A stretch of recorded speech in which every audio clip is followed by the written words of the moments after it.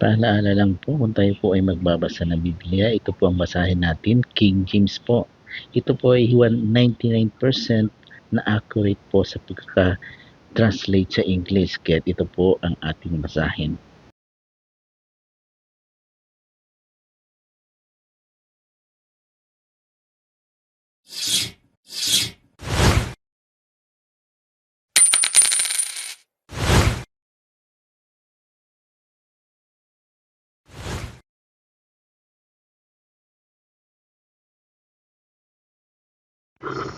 Ayan, magandang araw po sa inyo mga ka-hunters. Ayan po, ako'y nagpapasalamat sa Panginoon dahil muli nakakuha tayo ng isa na namang rare po na collectible.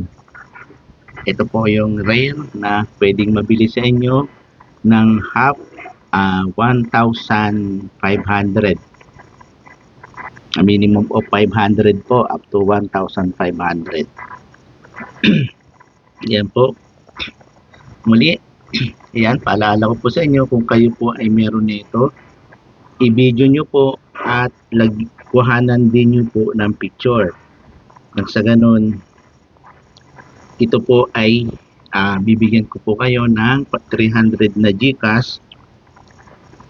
Ito po ay hindi ko bibilhin yung points nyo. Yan po ay hahawakan nyo pa rin po, sa inyo pa rin po yan.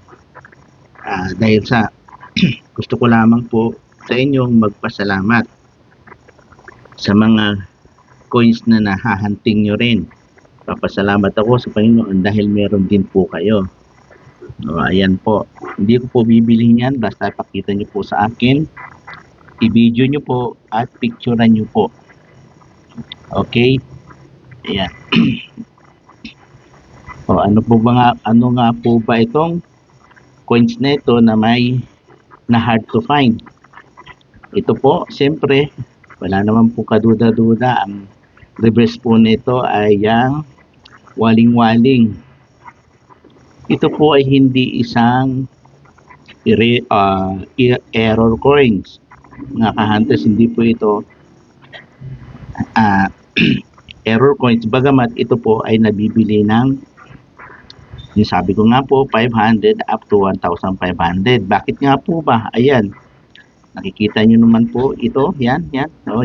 Taong na yan. Ito po ay hanap-hanap ng mga kolektor. Ayan.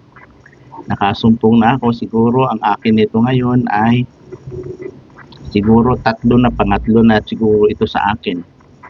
Ito, yan. Kaya lagi ako nag-check ng mga sukli na barya. Iniisa-isa ko po yan. Nang sa ganun nga, baka sakali makasumpong ng mga rare. Kung meron po kayo niyan, itong taon na to, hindi ko po bibilin ha. Bagamat mag-send po ako sa inyo ng 300 sa G's nyo po. Kung meron po kayo, i-video nyo po at kuhanan ng picture. Nang sa ganun, masuri ko po kung legit po yung inyong isinend. PM po kayo. Magre-reply po ako sa inyo. Bilang pasasalamat na rin po mga ka-hunters sa inyo. Ayan.